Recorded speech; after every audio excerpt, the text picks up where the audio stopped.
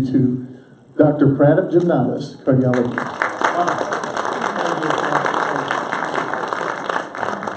Good evening, everybody, and we're going to get started right away because we have so much to cover. So I hope you all have a couple of hours. There will be some questions and answers later on, so we will have an opportunity to do that as well. So the purpose of this talk is really to stimulate you all to think about food in a different way and think about your health in a different way. Because we've messed it up. We have totally messed up our relationship with food. We know we need food, but we don't know what kind of foods to eat. We don't know how frequently to eat.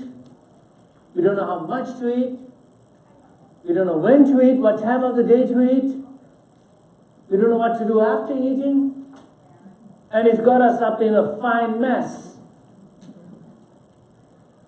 So if you look back at the data, there's so much conflicting information. And then you hear about this diet and this fad and South Beach diet, the Disney diet, the Orlando diet. I mean, who knows? There's so many diets and all these books come out and you get confused. What are you supposed to eat? What kind of diet are you really made for? So you have your Paleolithic diet and then you have your Atkins diet. And so far, none, and I mean none of the diets have been shown to have a long-lasting effect, either on your health or on weight loss. None. So even the short-term ones, you go on that diet, you lose weight for 6 months, a year later, you're back up to where you were before. What kind of diet is that? And our behaviors don't change permanently. And we don't see permanent changes. What is going on? We're seeing an epidemic of diabetes like we've never seen before. More than half our children are going to be diabetic by the time they are adults. More than half of our kids in this room are going to be diabetics. More than half of us are overweight or obese. More than half of us are going to live well into our 80s because you're not going to die of dysentery, you're not going to die of infectious diseases, but you're going to suffer from degenerative joint disease, diabetes, high blood pressure, Alzheimer's, blindness, vascular disease, heart attacks, strokes. So what is your lifespan, but what's your health span? Your health span is more important than your lifespan. By avoiding premature death, which we did by decreasing our infant mortality rates, we now are able to live well into older age. But look at the quality of our life. Our quality of life has gone down, not up. So we say, what is the root cause of this problem? The root cause of this problem is our lifestyle. Part of our lifestyle is our diet. So tonight, I'm going to concentrate a little bit more on diet than anything else. Because you all heard me already talk about a whole food, plant-based diet. That the diet we should be eating is whole food, plant-based diet. That is the healthiest diet. But then a lot of my patients say, look, I just can't do that. I have to have some meat. I got to have some chicken. My grandfather ate chicken. My grandmother ate meat. She cooked meat and we ate eggs and this is what we live and this is how we live. So I can't argue with that. Okay, fine. That's the way that you brought up. That's the way you're going to live. So for those who are trying their best, and by the way, everyone thinks they're doing their greatest. I asked a patient the other day, are you on a good diet? Oh yes, I'm on a very good diet. I have my raisin bran in the morning, and then I put in it my skim milk. Just listen to this. Put my skim milk in it. I have my half a banana, and then I have some coffee. And then for lunchtime, I had for my snack, I had a granola bar. And then for lunchtime, I had a small salad, and I put my regular dressing in it. And I had croutons in it and all that good stuff, and I added some chicken. And then I had another coffee, and on my way out, I had a small piece of pastry.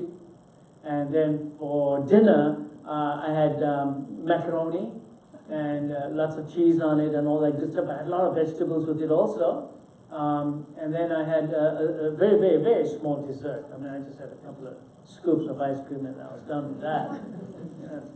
A pretty good diet, and that ice cream was sugar-free. Oh, okay, all right. So when I look back there, it's still full of concentrated sugars. It's full of fructose, okay? All the low-fat stuff was actually full of fat, sugar. This is not a good diet. The skim milk is full of sugar. The raisin bran is manufactured. It has a lot of ingredients in it that are added. This is not the diet I've been saying, but this is, to them, this is a good diet. So the question is, what do you do when people come like that and they say, okay, you can't make them change completely. So we said, okay, cut your calories down. It doesn't work. Look where it got us. 50 years after telling everybody, cut your calories, eat less, exercise more, where did it get us? We became bigger, more obese, sicker, higher blood pressure, more degenerative disease. It didn't get us anywhere. Show me one person that's cut the calories and has done well. They'll do well for a few months. They'll be right back again after 6 months with the same problem as before. What happens when you reduce your calories down from 3,000 calories to, let's say, 2,000 or 1,500? Your metabolic rate goes down with it. The body is very intelligent. So every study has shown that if you reduce your calorie intake, your metabolic rate also goes down. So you lose your weight initially, you lose your 10 pounds, and then you hit a flat plateau. Now, who hasn't done that? Almost every one of you can relate to that, or you know somebody. Because your metabolic rate has also now come down. So you never continue to lose weight. You hit that rock bottom and that's it. Caloric restriction also makes you feel terrible. You're eating 4 or 5 times a day. You feel fatigued. You feel tired. You keep wanting to eat more. You stay hungry. Notice that when you cut your calories down and you're eating 4 times or 5 times or 6 times a day, and by the way, the N. Haynes study showed that on average, the average person is eating 5 to 6 times a day. You'll find that you are hungry all the time. You only had a little bit, 5 times a day, just a little bit each time, grazing. Oh, they told us we should be grazing 5 times a day. They told us small meals spread out throughout the day is the way to go. It doesn't work. Makes you miserable. You lose hardly any weight. It comes right back up again. So what are we supposed to do? So now tonight I'm going to show you what I think we should be doing. So if you take somebody, if you take our body, our genetic material, and want to know what's good for me, let's study the body. Our body was made 10,000 years ago. The way it was made, the physiology of it, is what I call fasting and feasting. You're supposed to feast, and then you're supposed to fast. We only studied the feasting portion. You eat, glucose levels go up, the body deals with glucose, and we know the mechanisms that glucose goes into the, 80% of it gets absorbed into the body and is metabolized, the rest of it goes to the liver. In the liver, the glucose will then go into the glycogen storage. Once the glycogen stores are full, the rest of the excess glucose that you consume will go into the mitochondria, get pyruvate, and then from the pyruvate, it'll go to VLDL, which is fat. Then it's exported from the liver out to the fat stores. So a little bit of glucose does get stored. But look what I just said. 80% of the glucose gets consumed. Only 20% goes to your liver. And of that, only a small percentage goes to fat. Okay, that's what our body was made to do. We'll be feasting. What about fructose? Well, today our fructose consumption is so high because sugar is glucose plus fructose. 1-to-1. In this room, the average sugar consumption in this room is between 30 and 40 teaspoons of sugar a day. And all of you say, I don't, but you do. Each one of you, I can guarantee you, is consuming 30 to 40 teaspoons of sugar a day. Because all processed foods have sugar in it, in one way or the other. Sugar is 50% fructose. So let's look at fructose metabolism. Fructose is neither essential, your body doesn't need it. There is no need for fructose in your body. None. There's amino acids that are essential. There's essential fatty acids. There's no essential fructose. There's no essential carbohydrate that your body needs. So what happens to fructose? Fructose goes straight to your liver and gets converted to fat. Straight. Doesn't get consumed. It goes straight to fat. So, it will first store in the liver and you'll get a nice fatty liver. And then it spills over from the liver to your fat stores and it goes straight to fat. Point? Just start drinking lots of soda and see what happens. You'll develop a nice big belly. And you get a lot of bad fat. And the fat that it forms is not good fat. There's good fat and bad fat. It forms a bad fat. This fat not only goes into your fat stores, but goes into your muscles as well. When it goes to your muscles, it causes insulin resistance. Diabetes is not a disease of lack of insulin. If any of you in this room have type 2 diabetes, it is because you have too much insulin in your body being produced because you have insulin resistance. That means your cells in your body, your muscles, which are the biggest consumers of glucose, they're so saturated with glucose.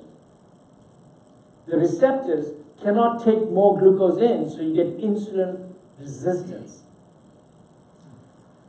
So your sugar level goes up. The insulin can't do anything about it. It doesn't let more sugar get into the cell. Your sugar levels continue to rise and continue to rise and continue to rise. And your insulin levels go higher and higher and higher. So a type 2 diabetic has very, very high insulin levels. It's just that the insulin can't work because you have insulin resistance. Insulin resistance occurs at the muscle level, and one of the causes at the muscle level is because of excessive fat deposition inside the muscle. So the muscle cells can't respond to insulin anymore. And I just told you that fructose goes there. Now, who ever thought that fructose has anything to do with fat and diabetes? But it has everything to do with it. We are poisoning our children with fructose. Fructose is found in all fruit juices.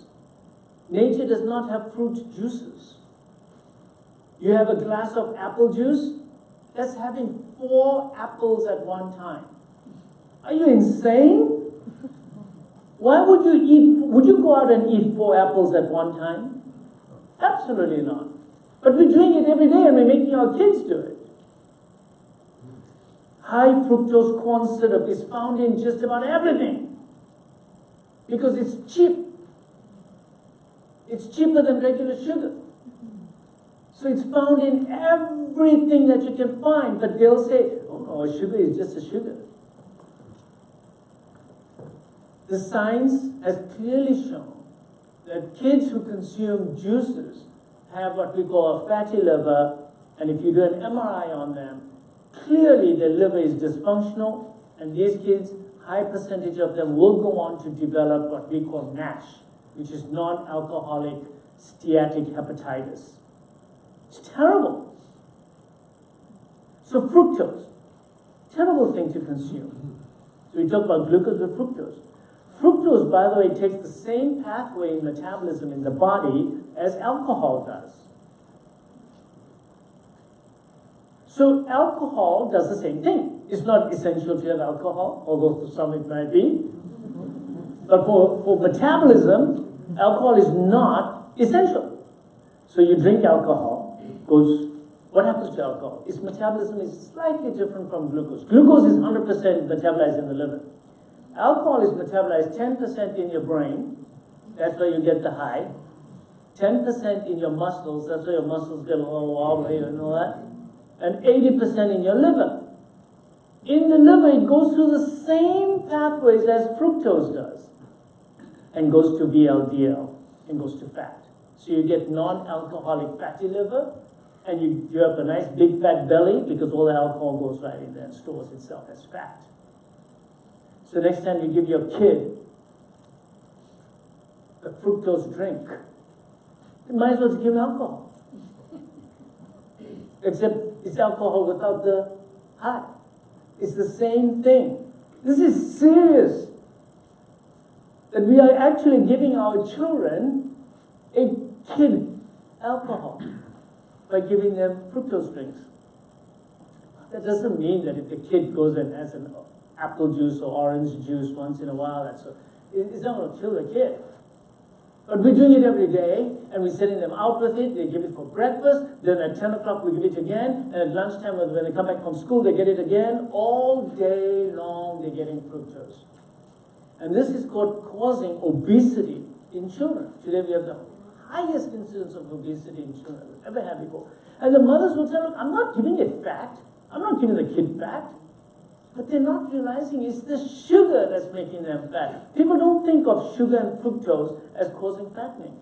But that is the cause of fattening. So we say, what's wrong with fat then? What's wrong with just plain simple fat? Well, fat metabolism is different. There's many kinds of fats. I've talked about this in my previous lectures, where you have the polyunsaturated fats and you have the saturated fats. The polyunsaturated fats are made mostly from oils that come from seeds, such as safflower seed oil, sunflower seed oil, corn oil, cottonseed oil. These oils were manufactured because they were left over from the original process of, let's say, cotton milling. So they didn't know what to do with the seeds, so they made oil out of it and sold it to you as a health food. So because it's polyunsaturated, it has a lot of bonds that are open for interaction, because they're polyunsaturated. So you take a little bit of that oil and leave it here for 2 days, and you take a piece of butter and leave it here for 2 days, you'll notice that this oil will go rancid, because it can interact. Because it's got free bonds to interact with. Hydrogen, empty spaces. The saturated fat doesn't. Same thing's happening inside your body. Your oxygen-reactive species can interact with the oils that are polyunsaturated, omega-6s and omega-9s, but not with saturated fats. So wait a second, doctor. Are you telling me that the science is now saying that polyunsaturated fats are bad for you and saturated fats are okay? And the answer is a profound yes. So, wait a second. So, but fats causes coronary disease. We've been talking about that for 70 years now. Well, a recent huge study was done. We knew about this for about 30 years. But everything in medicine moves just so slowly. Fats do not cause atherosclerosis. Inflammation causes atherosclerosis. So what I'm saying is going to cause a lot of eyebrows to go up amongst cardiologists as well. It's the type of fat that you consume. The vegetable seed oils, they are the culprit. The trans fats, they are the problem. So wait a second. Why doesn't everybody use saturated fats then to manufacture their cookies or their croissants or whatever? Well, because it's expensive. It's cheaper to put the other one on. And when you put the other oils in it, it's not only cheaper, right? It's cheaper to get it, but when combined with other chemicals, it has a prolonged shelf life. So it's all to do with industry and the way that they're manufacturing food. So you pick up something and you read the label and you'll see it has oil in it. And it's 99% of the time it's going to be vegetable oils. Those are not good for you. So let's come back to saturated fats, because look, I'm a cardiologist, I'm supposed to be telling you not to eat fat, right? Well, every study so far has demonstrated that if you consume fats, your cholesterol does not go up. What? It's true. 80% of your cholesterol is from your liver. 10% comes from your diet. You eat fats without cholesterol, just pure fats, your cholesterol stays the same. Cholesterol does not come down if you cut down on fats. Cholesterol will come down when you get rid of inflammation in your body. And the way to get rid of inflammation, that's a whole different ballgame. To get rid of inflammation, you get rid of your omega-6s, your omega-9s, and get rid of artificial foods, cut down your calories totally, get rid of insulin resistance, exercise more, sleep better, eat more foods with rich antioxidants. Now your cholesterol level will come down. We've missed the whole ball game on cholesterol. That's a whole new lecture. Cholesterol. That's a whole new lecture, how to bring cholesterol levels down. So we're talking about fats. So saturated fats have not been shown to increase coronary artery disease. This was a big mistake that was done in the 1950s by this guy called Dr. Keyes, where he did the seven country study. And what he did is that he only identified the 7 countries that proved his point that high fat intake increased incidence of coronary artery disease. But he forgot the other 15 countries or so where he did not. So if you sum total all these countries, there was no correlation between fat intake and coronary artery disease. Now, that doesn't mean fats are not going to make you fat. That's a different story. Fats will make you fat because they don't need much digestion. So you want to go eat a lot of fats, be my guest, but you put on weight. But don't tell me that that's going to cause coronary artery disease in and of itself. Now, when you gain excess amount of weight, you may develop insulin resistance, because I told you the fat goes into the muscles and you get insulin resistance, right? Now your insulin levels go up. When your insulin levels go up, you cause some inflammation in your body, but that's because of a different problem. That's not the fat intake. Because you can put on fat by not exercising either. So then we start saying, okay, so where are we with all this now? You've got us really confused now. I don't know what to eat now. We don't know what kind of advice people are giving each other here, and doctors don't know what the hell they're doing. So it's true. Most don't actually. So now it comes to, I was telling you that you are 10,000 years old. So let's examine your physiology of what's going on.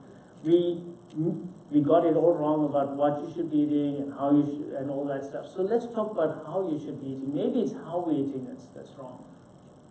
So the study started coming out that, hey, if you just don't eat, what happens? So we never studied that until now. And we found that actually not eating is extremely beneficial to you. There's a whole physiology that is in you, that is built into you for not eating. And you say, but why would nature put that in you? Why would nature doesn't waste any energy, time, intelligence, anything? Why would nature put a whole physiology inside you of a fasting state unless you were supposed to fast? So you are supposed to be fasting. Because why? Why are you supposed to be fasting? Because the physiology is there for you to be fasting. Otherwise it wouldn't be there. So let's look at the physiology of fasting now. So all you've been doing is eating. And when you eat, insulin levels go up because you ate, the glucose levels go up, your insulin level goes up. When your insulin levels go up, everything goes into storage. So 3 hours later, you're storing because you ate again. 3 hours later, you eat again. Your insulin levels go up again. Insulin puts everything into storage. You put on more weight. So you burn, all you're doing is storing. All day long, you're storing. Even late at night, at 11 o'clock, people going to bed after my snack because they told me I got to have 6 meals a day. So you are in storage mode all day long. You're never in a burning state. You never allow yourself. But wait a minute, you put away all this fat. When are you going to use it? Or a rainy day. When's your rainy day going to come? That's the problem we now have. Is that we were saving for rainy day, but we never let the rainy day come. So when you stop eating, in the first 6 to 8 hours, your body will utilize the glucose in the form of glycogen that's inside your liver and in the form of glycogen in your muscles. So you'll burn through those stores. Remember I told you earlier on that glucose is converted to glycogen in your muscles and in your liver. It burns through those. Then at about 12 hours or so, it says, okay, now all the glucose is gone. Now what? After 12 hours. The body says, now what? It says, well, we're going to need to make some glucose. You mean the body has a way to make glucose? Absolutely it does. It's called gluconeogenesis.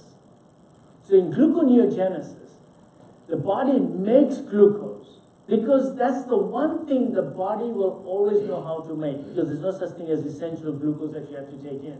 It will always make glucose. If there's one thing you need to realize today is your body will always make glucose. It'll never let you become hypoglycemic unless you're taking insulin or medications.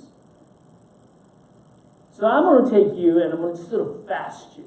Don't give you anything to eat. You think your sugar levels are going to go down, down, down, and you're going to get a hypoglycemic attack and seizure and die? Absolutely not. Every study in animals as well as in humans have shown that if you starve yourself right now, your sugar levels will go down to about 60 to 70, but not lower. You will not get a hypoglycemic attack because your body will keep the glucose level at that level. So glucose is produced through glycogenolysis, breaking down the glycogen in your liver.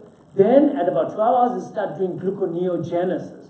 It's making it out of some protein and then fats, the glycerol. The glycerol breaks down to make glucose. So, okay, so my glucose is still fine. I'm fasting now, 15 hours have gone by. What happens after 15 hours? After 15 hours, you start burning fat. That's called beta oxidation. That's when you're now burning fat. So what's happened to your insulin levels now? Because you haven't had any glucose. What's happened to your insulin levels? They're gone. You have no more insulin in your body because your body is not producing insulin because you only produce insulin in response to eating. So now you're not making any insulin whatsoever. So when your insulin levels are down, you're not in storage mode anymore. So the doors are all open now in the fat pads. All the fat is now going to come into your metabolism and you start burning fat. So long as you have insulin in your body, you cannot touch a single ounce of fat in your body. That's your take-home message. Just remember that. You want to burn your fat? You better get rid of your insulin. Anything you eat that's going to stimulate insulin will prevent you from burning fat because you've just locked the doors, because that's what insulin does. Insulin's job is to conserve energy. It decreases your metabolic rate. Yes. It decreases your metabolic rate, insulin does, and puts everything into storage. You want to open the store pads, padlocks come off the fat, you need very low insulin levels. And how do you do that? By not eating. So when you don't eat, your insulin levels go down, you start burning fat. Now when fat starts pouring into the system, into your body, how does that do it? Well, the fats go to the liver and get converted to ketone bodies. Ketone bodies are acetoacetic acid and hydroxybutyric acid. These ketone bodies are now going to be your energy source after about 15, 16 hours. It's variable. In some people, it'll be maybe 20 hours. But in around that ballpark, at the end of the day, you'll be burning ketones now. So the body has a mechanism for ketone production that's then going to be burned for energy. So the whole body can use ketones, but my brain can only use glucose. That's what I was taught in med school. Totally wrong. The brain does not have to live only on glucose. The brain can actually use ketone bodies. Not only that, but the brain actually may even prefer ketone bodies. There's lots of lines of evidence to show that the brain actually prefers ketone bodies. What? I was told it's glucose. Well, yes, that's what I was taught too in school. Until we realized that even babies, you know when the baby's born, little baby, you put your nose in his mouth, it smells so sweet, so nice. It's ketones. Did you know that? Did you know that the babies, when they're born, they have extremely high ketone levels? And they stay like that for weeks. And they're living more on ketones than glucose. Ketones in the brain do two things. They burn for energy, but they burn more smoothly. They produce less reactive oxygen species when they burn. That means there's less smoke, in a sense, than glucose. See, when all these metabolisms occur, you produce reactive oxygen species. When glucose burns, it burns a little dirty. Ketones burn much cleaner. Your mitochondria are happier when they're metabolizing ketones.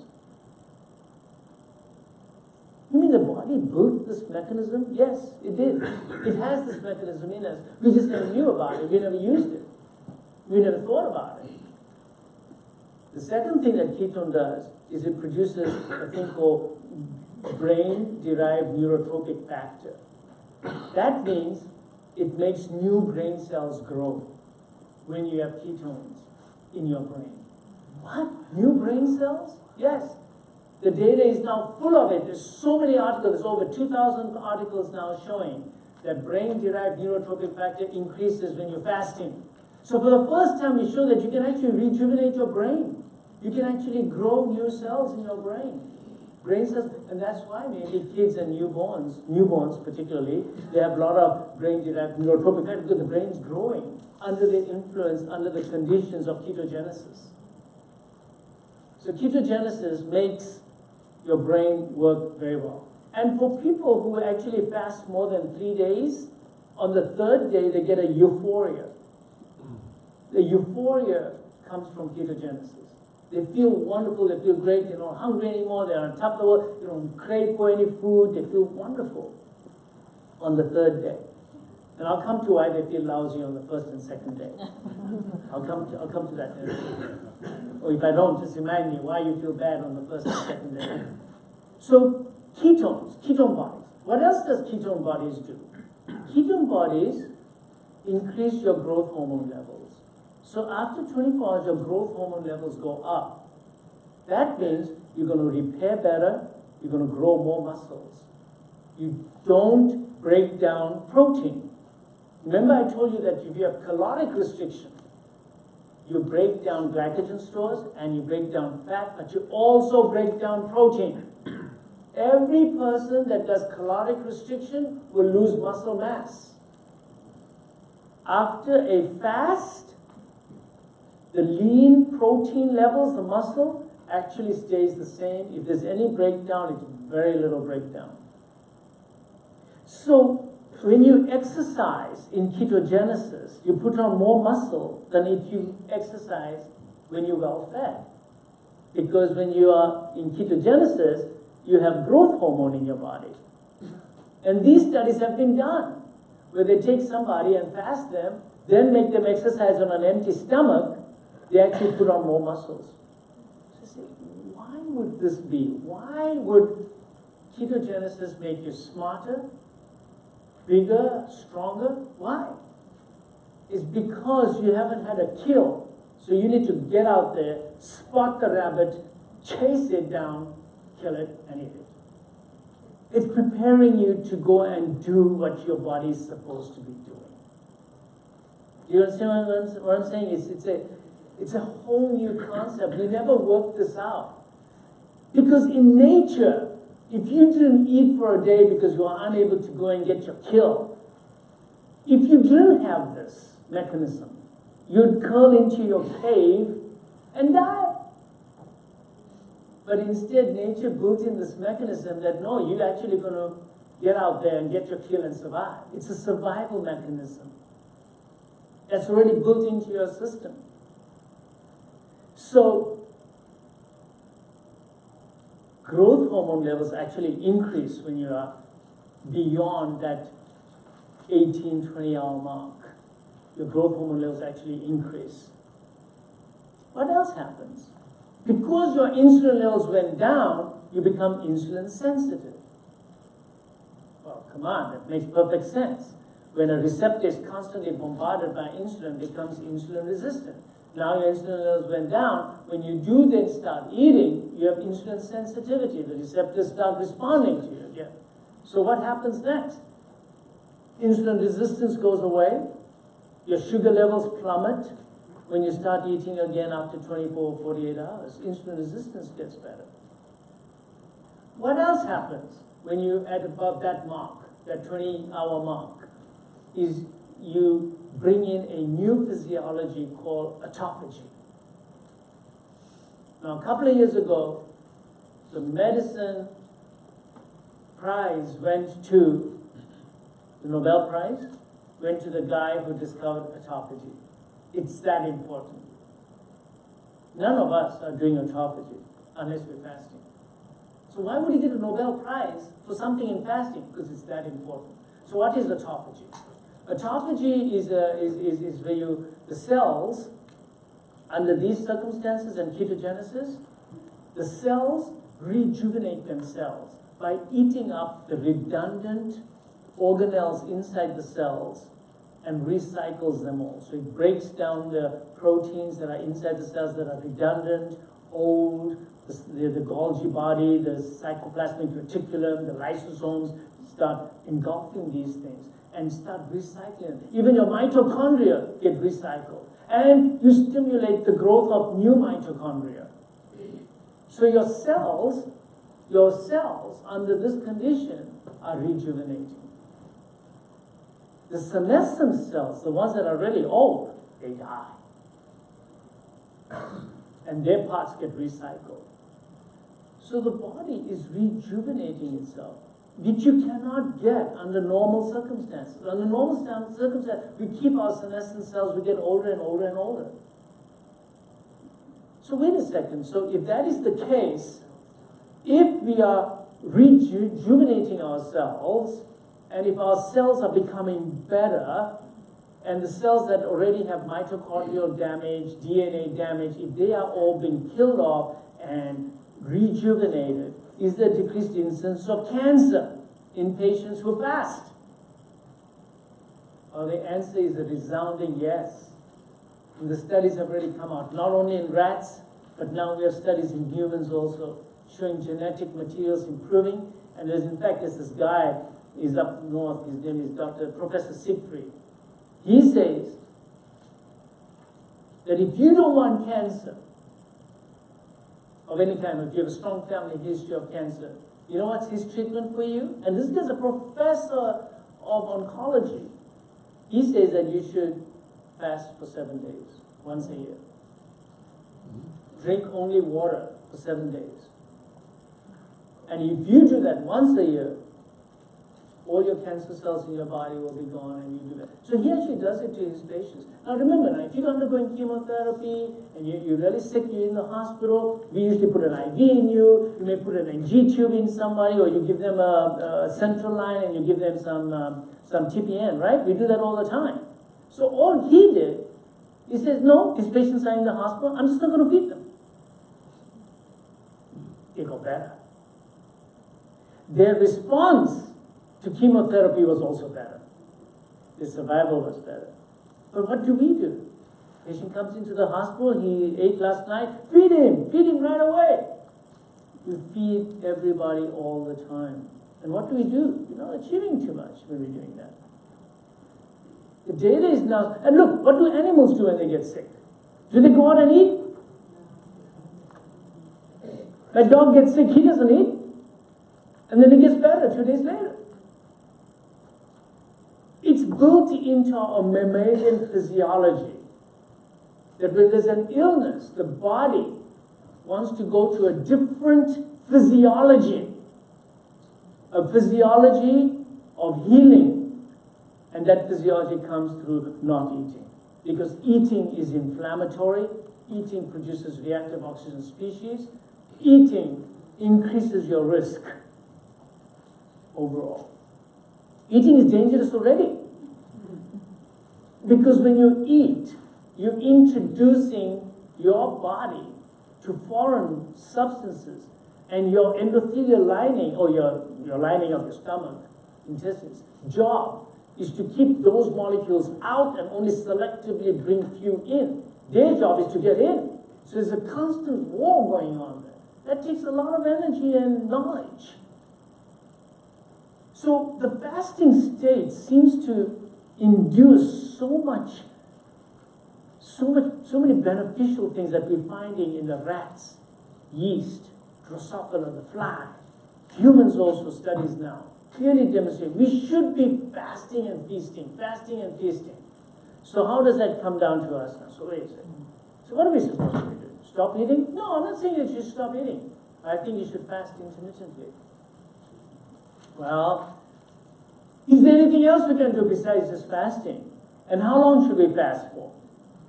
Well, the data now suggests, remember I told you the 18, 20-hour mark? So the data suggests that if you fast for 24 hours, it's fantastic. You can't fast for 24 hours? You can't fast for 24 hours? You have dinner tonight, wake up in the morning, skip breakfast, then skip lunch. I'm just going to drink lots of water, and keep yourself busy, and then you go and have dinner in the evening. That's 24-hour fast. Done. Now some people, they even skip dinner. Now it becomes a 36-hour fast, which is even better, because now you got 18 hours of ketogenesis. Just think about that. It's not that difficult to do. Fasting is not that difficult. So then why do people have difficulty with fasting? Well, it's because of a couple of things. Number one, we've become Pavlovian dogs. That's what's wrong with us. We've become Pavlovian dogs. You're addicted to eating.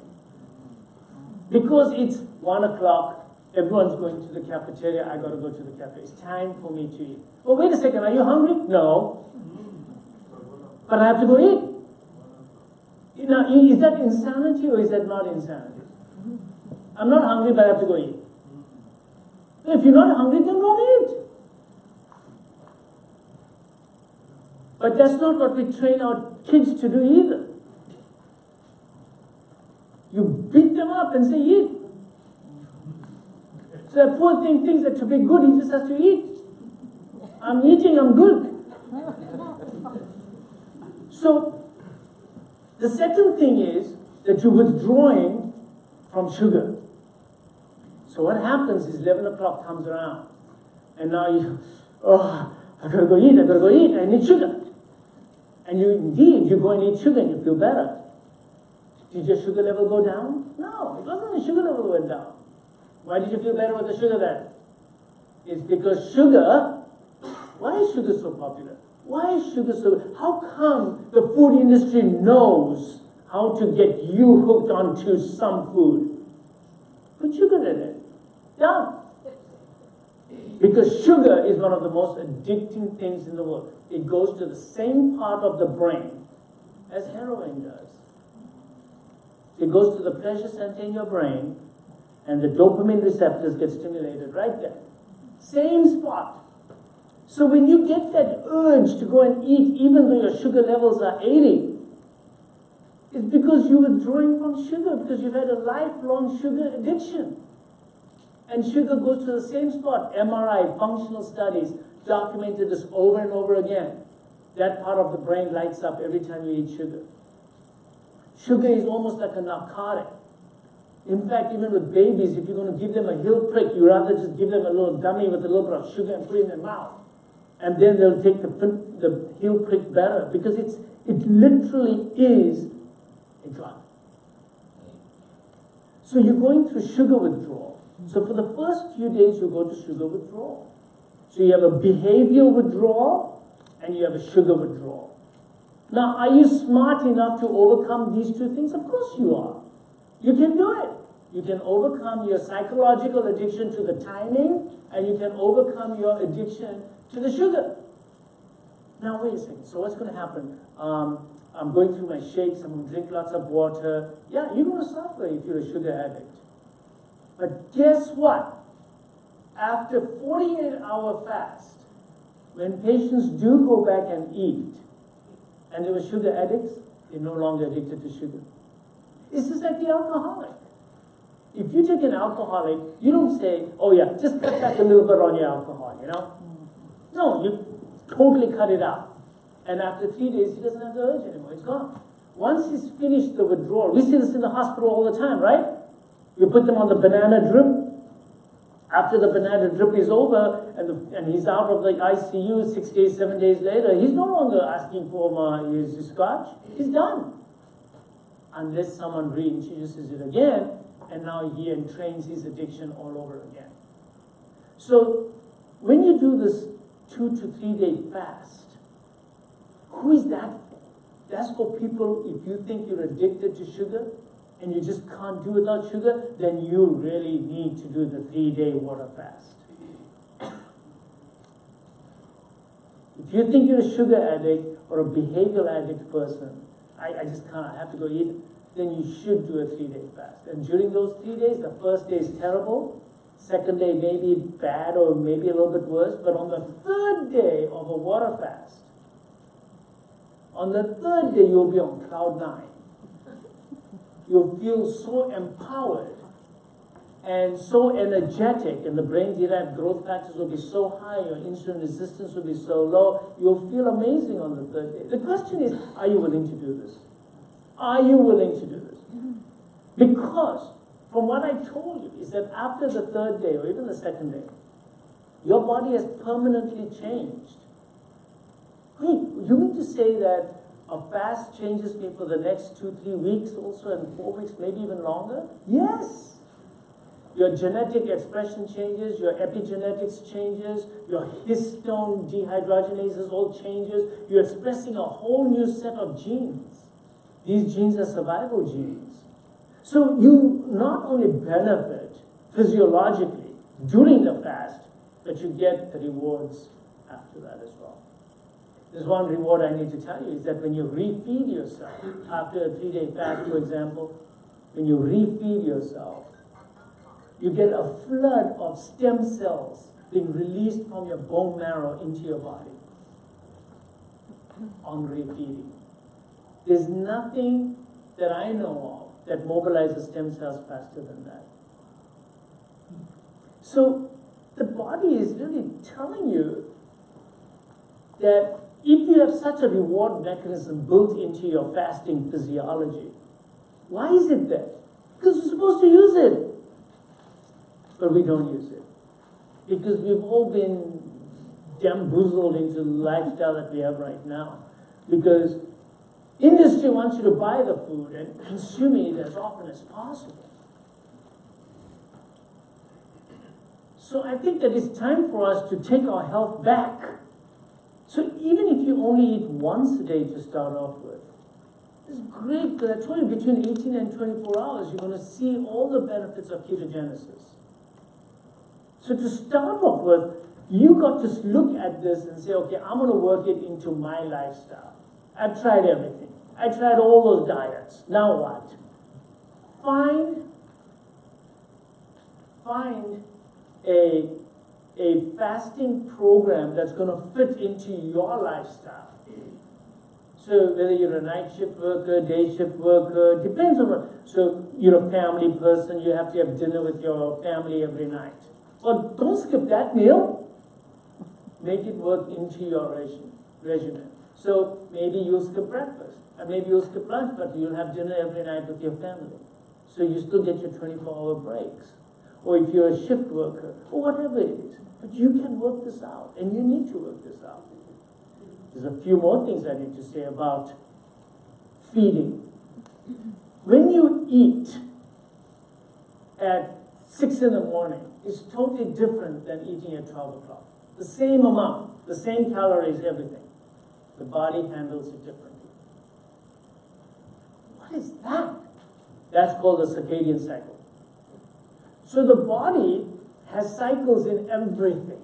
The circadian cycles built into our system for everything. And one of the cycles that is built into it is food.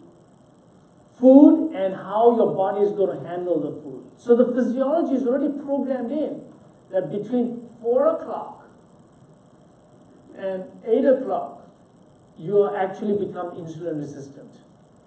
Why? Because the body is getting ready to wake you up and you're going to need more glucose to do all your work that you're going to do. So when you become insulin resistant, your sugar levels go up. Just like how your blood pressure goes up between 4 in the morning and 10 o'clock. Your cortisol levels go up between 4 and 10 in the morning. So when you eat in the morning, you get up and say, I'm a real good boy. I'm going to have a bagel for breakfast. So that's high glycemic index food, right? At the worst possible time of the day, when you are insulin resistant. Whereas if you had that bagel for lunch, you put on less weight. So it's not the calories in and calories out old paradigm that we talk about. We actually change the way the calories are dealt with in our body based on the food itself. When you're eating foods that are finer foods, which are low glycemic index, whole plants, but also the time of the day that you eat the food. The best time to eat is between 11 and 4. So how can we do this? Or even 5, I can stretch it a bit to 5. How can we do this? Well, this is where there's a new concept, another concept called time-restricted feeding comes in. So what is time-restricted feeding? Time-restricted feeding means that I'm going to eat all my calories in this short period of time. And the time gap is 8 hours. Now, can you do that? Can you get all your food done in 8 hours so that you have a 16-hour fast every day? Can you do that? Because there's data to show that time-restricted feeding is extremely beneficial to your physiology, and you do recruit ketogenesis. And you do recruit some autophagy and some of the other biochemical changes that I mentioned. So there are some people who work this into their schedule. They'll say, okay, I don't have breakfast.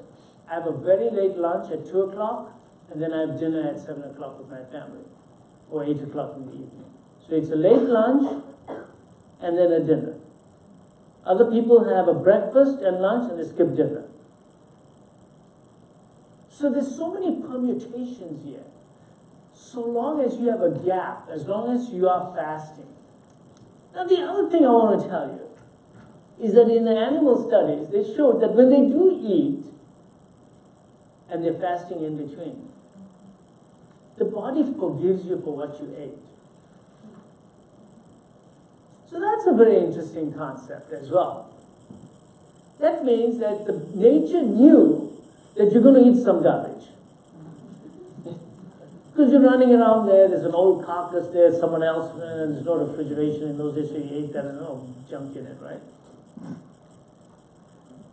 But what I'm saying is that you don't have to be perfect in your diet, but if you're fasting, the fasting physiology seems to bring about benefits that overcome some of the bad things that you eat. So they did this in humans, okay? They told them, okay, you're going to eat once a day only. Eat whatever you want. Go for it. And they found they all lost weight. The cholesterol came down. Cholesterol came down 36%.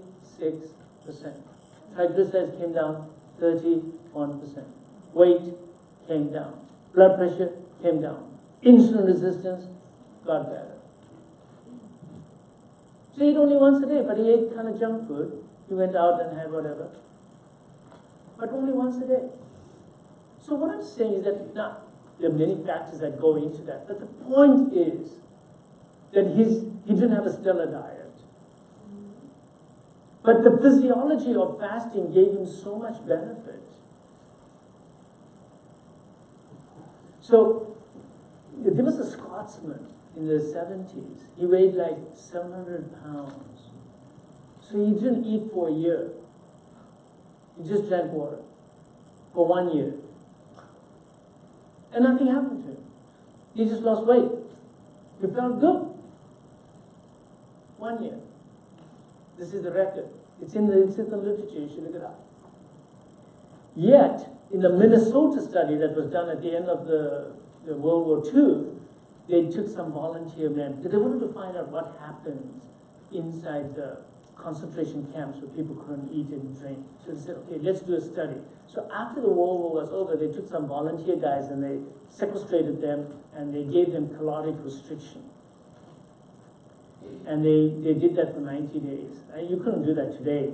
They'll call it cruel punishment. You won't be able to do that study. And they showed that these guys were going nuts.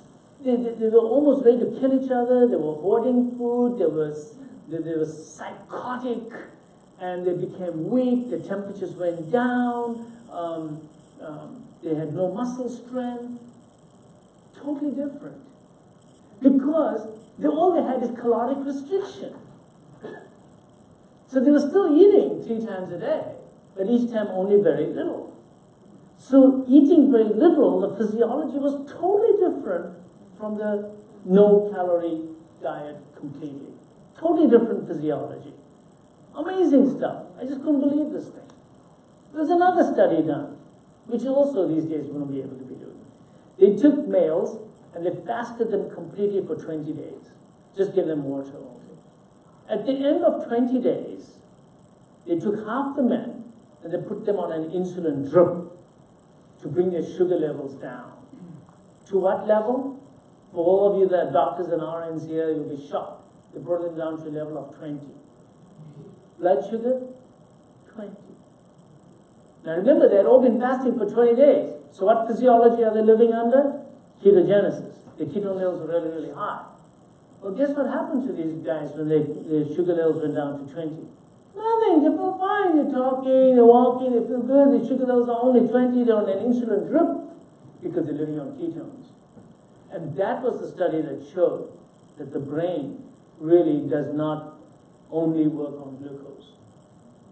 It changed everything. You don't really, and that explains why the newborns, 40 to 50% of the newborn's brain energy source comes from ketones. But ketones got a bad rap because of diabetic ketoacidosis, because that's when it was discovered. But that's a whole different ballgame, that's a whole different physiology. So, it's almost 8 o'clock already. So in everything that I've told you today, it's if you feel that, look, I can't help it. When I go shopping, there's these foods. When I go to my mom's house, there's only this food. When I go to the cafeteria, there's only these foods. I can't change my foods much. I don't have choices these days. I don't have the luxury of going home and spending an hour preparing a meal. I don't have the luxury of buying only organic foods or whatever you're telling me, Doc, and whole food, plant-based. I can't live on plants and I can only... I understand all these things. So if you cannot make those changes, there's another thing you can do.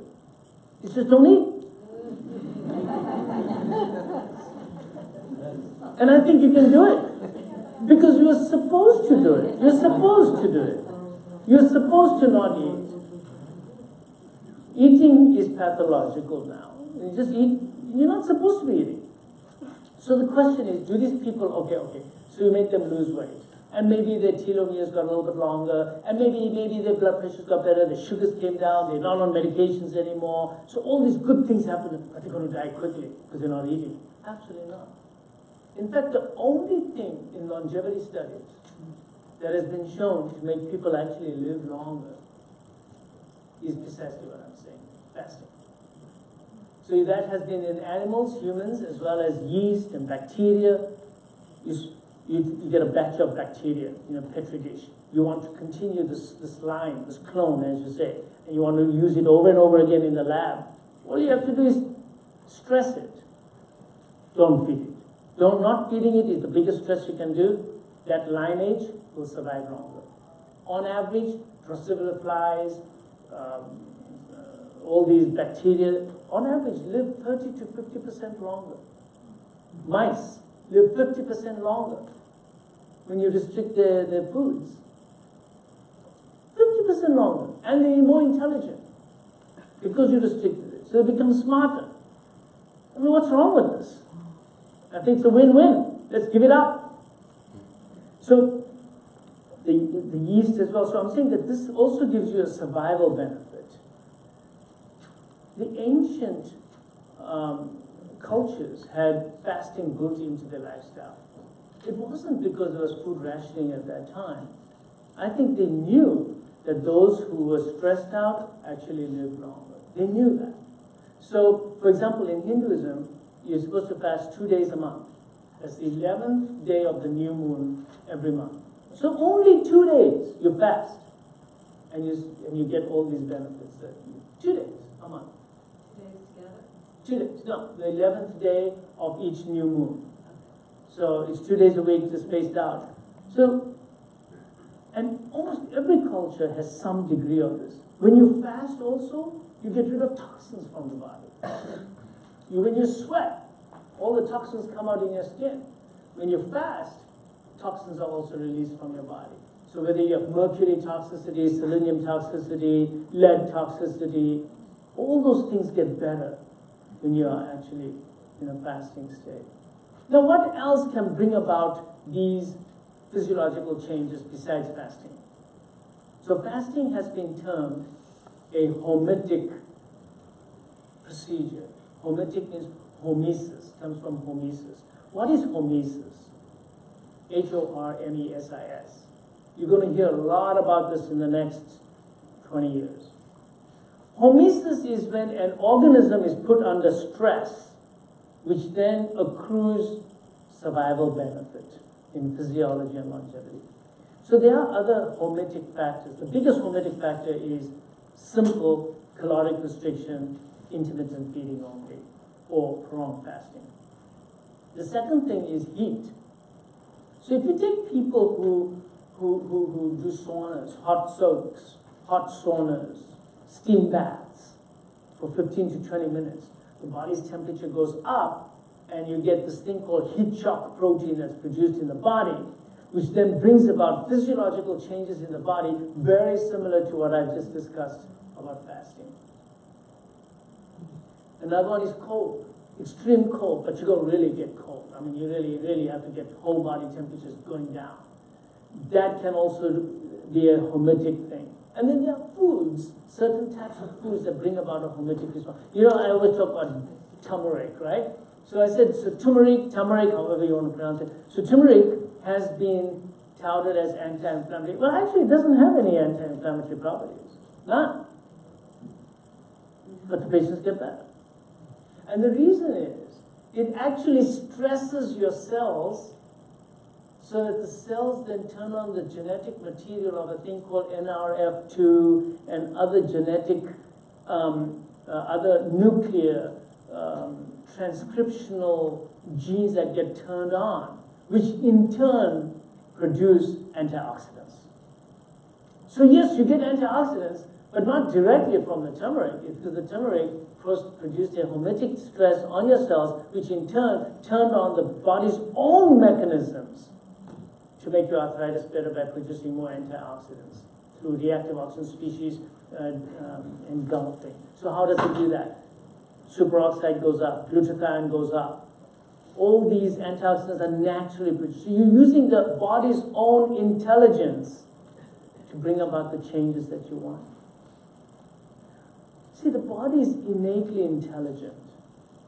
And I think the time has come where we were looking for alterations in their physiology based on something outside that we do to the body, meaning a drug or an injection or something else. But we're now realizing that the body is actually so intelligent that all we need to do is do something to recruit the machinery that's already inside your body that's going to heal itself. So, you know, if I heard that, if I heard someone say that to me 30 years ago, I'd say, he's a quack. I am a real doctor. Because I know the physiology of everything. And I really thought I knew all the physiology. In fact, I touted myself. I got grade A's in physiology. I thought I was such a great physiologist. But now I realize that actually I don't know that much.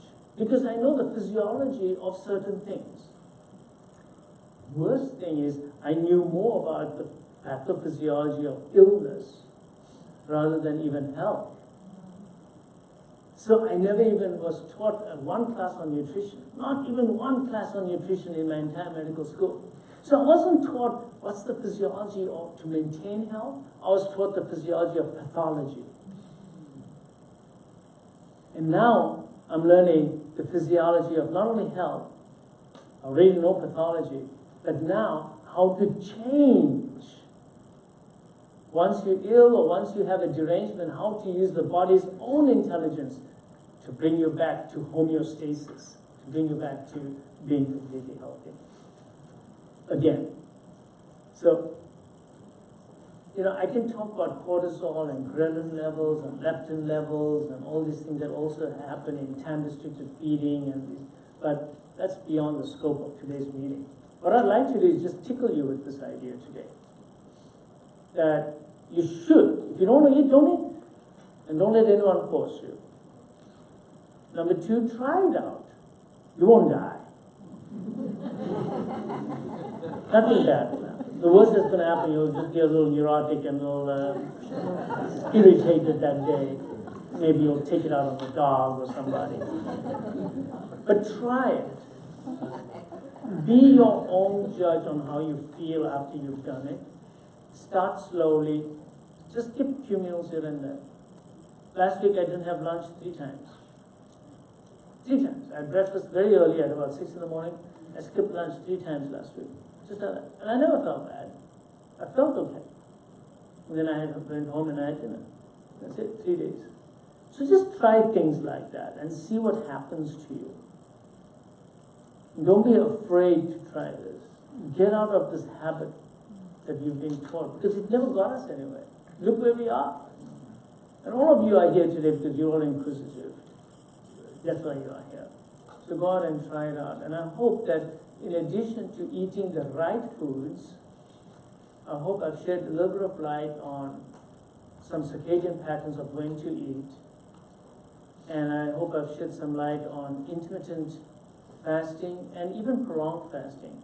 Well, by the way, prolonged fasting, you should let somebody know that you're doing it. If you have a doctor, you can let him know. He may talk you out of it, but still tell him anyway. If you're taking insulin, that's a different ballgame. If you're on insulin, you have to tell your doctor because you need to cut your insulin level in half. Because if you're not taking food and you keep taking insulin, you will get hypoglycemic. Remember I told you that you won't become hypoglycemic in a fast? But if you're taking insulin, you will become hypoglycemic. And I can tell you that people who bring their weights down, people who bring their physiology down, you'll be on half the medicines they'll take before, you'll live longer, you'll have a more vital life, you'll have more protein mass. To me, that's really important. You'll have more muscles, you'll feel better, you'll be brighter, you'll have lesser chance of Alzheimer's. And when you're eating, eat right, eat the good amounts of foods. Don't get carried away with proteins. I've always said that. Too much protein is no good for you. There was just an article that came out 2 weeks ago showing higher the protein intake, the higher the cancer rates. Don't eat too much protein. It's a fact. It's a fact that I have to be on a high protein diet. You don't have to have that much protein. You have 40 to 60 grams of protein, that may be enough for most people. But you need to talk to somebody who knows your individual situation. Talk to your dietitian, talk to your doctor. But don't go crazy about this high. I mean, I see people with 180, 200 grams of protein a day. It's absolutely crazy. And share this with people that you know, and then maybe one day we can all look at our notes and compare. So I'm going to stop here and take any questions that anyone has. Do you have a microphone, by the way, for where's Scott? Scott, anybody with a microphone to take around? There's a microphone. Can you get that for me? Thank you so much. There you go. Anybody who's got questions, I'll be happy to take a few questions. This one, lady right there. What effect does fasting have on osteoporosis? What does fasting do to osteoporosis? I haven't seen anything directly related to osteoporosis and fasting. But I will tell you one thing. To her, actually, whoever asked the question, yeah. So with fasting, if the body is making you into a better able body to go out and kill that prey, it can't make your bones weaker because you need to be stronger to get there. Now that physiology, I haven't seen it anywhere, I haven't worked out, but it's a wonderful question. Because today, 20 and 23-year-olds are all getting osteoporosis, living here in Florida. I'm saying, why? You've got all the sunshine in the world, you're young, you're drinking milk that is fortified with vitamin D, and there's vitamin D even in your OJ. Then how come you're getting osteoporosis? It's because you're getting too much phosphoric acid in your soda drinks. That purely is going to dissolve your bones, because phosphoric acid, you take a chicken bone and put it in some Sprite and see what happens to it. Secondly, I think that they're not putting enough stresses on the bones. So when you stress the bone, it deposits more calcium into it, so there's lack of exercise, and that means resistance training. Number three, even though we're in Florida, we still don't get enough sunshine. We still don't go out enough and get the sun's rays. And that causes two problems. One is, of course, the osteoporosis that we talked about and vitamin D deficiency. But the other thing is that they don't set their internal clocks. How many of us go in the mornings and actually stare at the sun as it's coming up? Because basically it's not just for fun. I mean, it looks beautiful, so what? It's because you're resetting your clock. You're telling the body, the sun is now up, start your clock. And then all the gene expression changes in your body. It's amazing. Your gene expression has been totally different all night long. And now that you see, look at the sun, it hits your thing there. And there's these things called melanosomes that are in your eyes. Even a blind person can see that. So what happens? They can't see it, but it has a physiological effect on them. Because they've done it. They've done it. They've taken blind people who have lost both eyes in the war, for example. And they want to reset their clock, the circadian rhythm in the morning. So they're blind, but they make them face the sun, and the circadian pattern changes. So I think that you need more sun for multiple purposes that I mentioned. And then PPIs, really, really bad for you, proton pump inhibitors. Because the acidity, the H+ that is coming out in your stomach, comes out. But when you block it, it needs to be buffered by your bones. So all patients who are taking things like omeprazole, one of those PPIs, Pepsid, all of these drugs, there's the increased incidence of osteoporosis in these people as well. So you don't want to take any medicines that prevent your body from getting rid of hydrogen ions from your body. So phosphoric acid I mentioned lack of sunshine, and I think exercise, and that's why. So I think that with fasting, I can't see any downside that your osteoporosis will get worse. Absolutely not. I'll research that, but I haven't come across anything yet, but it's a wonderful question. Or better. We have a question. Hi, Dr. Jamnadas. Hi there. He's a diabetic and he takes metformin. Is it going to be a problem for him to fast? No, absolutely not. Metformin does not even. Okay, metformin will lower his sugar level down to about 70 and maybe 65, but it will not go lower than that. It will stay at that level. So he will not get a hypoglycemic attack. He will not. But on the days that he's fasting, if you want to play safe, you just hold the metformin that day. Just don't take it that day. You'll be all right. And by the way, I love metformin. I think it's one of the best diabetic medications there is, not only because it lowers your sugar level, but actually it's the only thing that's been shown to make you live longer. It's one of the longevity medications because it works on that same NRF pathway that I was telling you in the genome of the cells. We have a question from this gentleman. Yes, the question is, during fasting, can you take therapeutic ketones?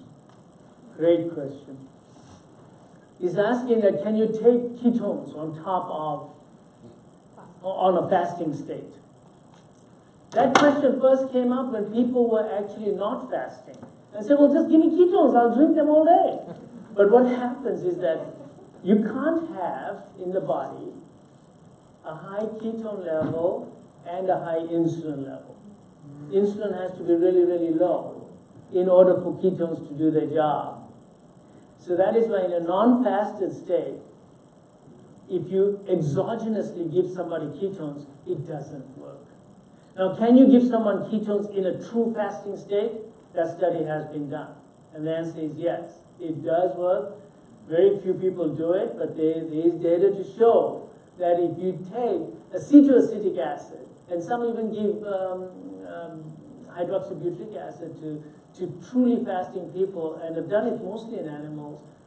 Not too many human studies on it, but it can be done so long as you're totally fasting. Totally fasting. Okay, so if I understand correctly, you can fast during 12 hours and then take ketones and go another 12 hours. Theoretically, you are absolutely right. Okay. As long as your insulin levels stay nice and low, you Yeah, get some question. effect. Yeah, I have another one similar to that. HCG injection. You know, people do HCG injections with as low as, I've heard of 300 calories a day. It's very similar to fasting.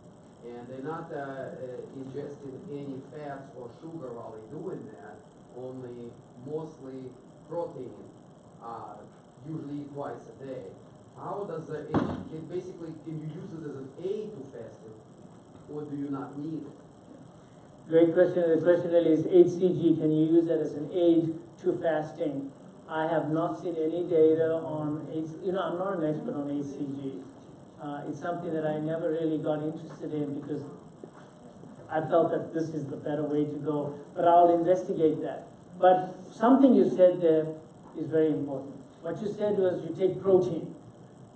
Well, there's two things that stimulate insulin in your body. One is sugar. What's the other thing that stimulates insulin? It's protein. So don't think that if you're on a zero carb diet, but you're on a high protein diet, that you're going to have zero insulin levels. Your insulin levels are going to be high because of protein. There's also a difference between animal protein and vegetable protein. Animal protein will induce a greater insulin rise than vegetable protein. That's been shown over and over again as well. That is why if you eat a nice piece of chicken and you eat some starchy vegetables, for example, the insulin rise will be about the same. So insulin can go up with proteins too.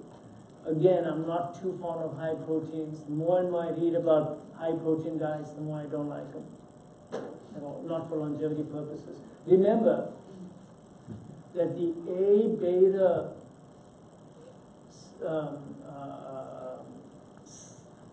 protein molecules in the brain that are linked to Alzheimer's are found in patients that have very high protein intake.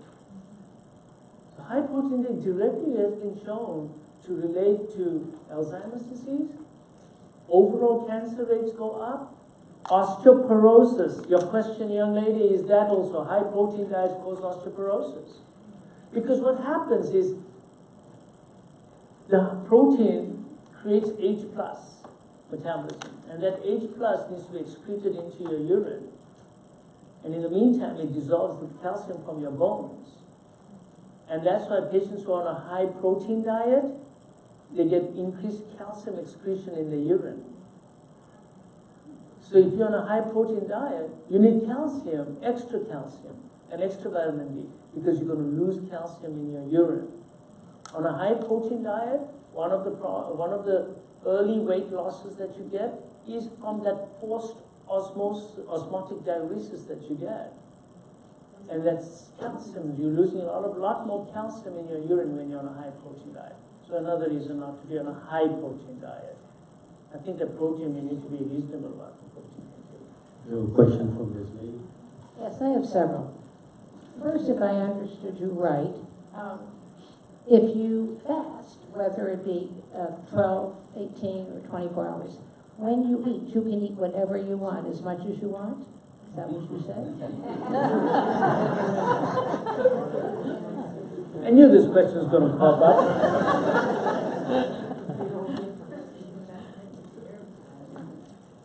Understand that when you do eat, there's two things you need to fulfill when you do start eating.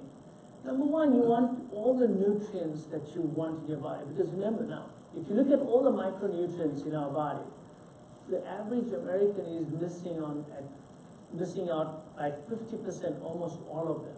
whether they're all the vitamins, all the minerals. We're missing out on all these things. So if you then fast, and when you do eat, it makes sense to eat a very healthy diet. So you're getting all your micronutrients. So that's one thing. So you want to eat more healthy. Number two is that the point was that the body forgives you more for eating that type of food if you fasted before and after than if you didn't fast. But most people, when they do eat then at that point, they will eat just about what they want and how much they want. There's no restriction.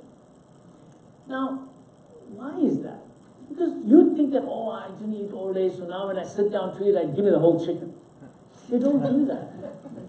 They don't do that. They found out that the most somebody eats after a fast is 20% more. That's it. And that's just built into our system. You cannot do more than that. So you cannot become a huge glutton after you've been fasting for a day or 2 or 12 hours or something. So what I'm saying is that make it part of your lifestyle. Eat what suits you, what you like to do. Make the changes in diet that I'm recommending anyway. But if you can't, fine. So you can't eat all the good things and you want to still go ahead and eat whatever you've been used to eating. But at least now you're fasting, you're going to get some benefit. And as you start feeling better, you'll probably change the content of those meals as well. But yeah, the answer to you is yes. See, I'd rather do something than nothing. We try to change diets, it doesn't work. It just doesn't work. So I'm not going to beat that horse again and again. I'm going to say, okay, fine, you want to eat what you, fine, but only eat once a day. And I think you'll see that there's huge benefit. So that's the short answer to that. My next question, you said it's best not to eat between 4 a.m. and 10 a.m. Is that correct? Correct. So then, if you wanted to eat breakfast, then you're better off eating it after 10 a.m. roughly? Roughly, you're right. Yes, because your body is really made for, and actually teleologically also it makes sense, because you get out of your cave at sunrise, the kill is not there. You got to chase it and kill it. So it's going to be a few hours before you get to eat that, whatever you're going to kill. So if a person were going to, let's say, eat 2 meals a day, give up 1 meal, if I understand you right, it doesn't matter which meal, is whatever fits your lifestyle the best. If you chose to just eat breakfast and lunch and then don't eat again till breakfast, or lunch and dinner, don't eat again. So is that correct? So again, you're getting that fasting phase. Now, the best would be that you eat at about 2 and let's say 6 or 7. But if you can't and you have to have breakfast, then have breakfast and a late-ish lunch and then you're done. Don't have dinner. So you're going to, that's what I'm saying, the nice thing about fasting is you make it work into your life. So you're not going to be as good as somebody who missed breakfast because of your insulin resistance. But knowing now, armed with the knowledge that you're somewhat insulin resistant in the morning, make sure that your morning breakfast is a low glycemic index food, which is all my talks that I used to give before. So you want low glycemic index food, so no Kellogg's, nothing with sugar. If you read the packet, it has to be less than 5 grams. You must not have excess sugars in the morning. Okay, but you can have eggs or some protein? Yes, you can have eggs. You can have eggs. You can have, I shouldn't say this, but you can even have bacon. But no bread? But no bread. No bread. No bread. So remember something about fats. Fats give you satiety. So if you eat some fat, you feel very satisfied. So you're going to eat much less, and you're going to have less hunger. And this is something that I tell people who are fasting, that you want to have coffee, you can have coffee. So you can have coffee and water when you're fasting. And there's a thing called bullet coffee. Have you heard of a bullet coffee? It's called bullet coffee. Have anyone heard of bullet coffee? No? Okay, bullet coffee is black coffee, and then you can add to it, this is going to sound so strange, half a teaspoon of butter, and or even a half or quarter teaspoon of coconut oil. Or heavy whipping cream. Don't do all 3, but do something. And you mix it up, and it's got fat in it now. So you're getting calories, right? But you're going to get satiety. So this study has been done over and over again. So if you take people and put them on isocaloric diets. So you're going to get 2,000 calories, you're going to get 2,000 calories. He gets 80% fat, 5% or 10% only carbohydrates, and the rest protein. Whereas this person has, 30% fat and 30% protein and 30% carbohydrates. This person will gain more weight than this person. Same calories. So wait a second. Same calories, that one gains more weight because his physiology is totally different. Why? Well, why is that? Where does that physiology come in? I'm going to tickle you with a little bit of this. It comes because of a thing called browning. So there's brown fat in our body. When you're eating a diet that is mostly through beta oxidation, that means there's more fat in it, or you're fasting, the brown cells, the brown fat, the mitochondria rev up their activity. So they're literally burning more calories, and your metabolic rate goes up. When you're eating more carbs in your diet, your metabolic rate, I told you earlier on, what happens to your metabolic rate? They go down because of insulin. Why? Because it turns off the brown fat cells and turns on the white cells and the rest of the body. So that's where your metabolism is going to occur, and that's much slower metabolism. You want to rev up your metabolism, you want to rev it up, you go into ketogenesis and have some fat. But that's why, in order for me to endorse this, I had to take back my statements I used to make about fat. And then I did the research, and I showed him that fats are not the problem. Fats don't cause coronary artery disease. They may make you gain some weight. So yeah, you lose a little bit because you ate some fat, but you're going to get through the fast. Okay? Why does every diet start off with a good breakfast? You gotta have a good breakfast. Start off your day, you'll lose weight, you start with a good Okay, breakfast. so my next podcast that I'm going to actually make one day is going to be debunking the myths in nutrition, and that's going to be one of them. Who made that up? It's a lie. It's a total lie. The Army and Navy doesn't do it. None of the people, all the gurus, it's all advertising. So you got to get up in the morning, you got to do this. This is all lies. It has no foundation whatsoever. There's no foundation. Actually, I beg your pardon, I should take this back. There is one study. But it's only one study, and it's got some flaws in the way it was designed. It showed that if you miss breakfast, you have a higher incidence of heart attack in the future. One study. So people are running with that. But that's one study. It needs to be reproduced.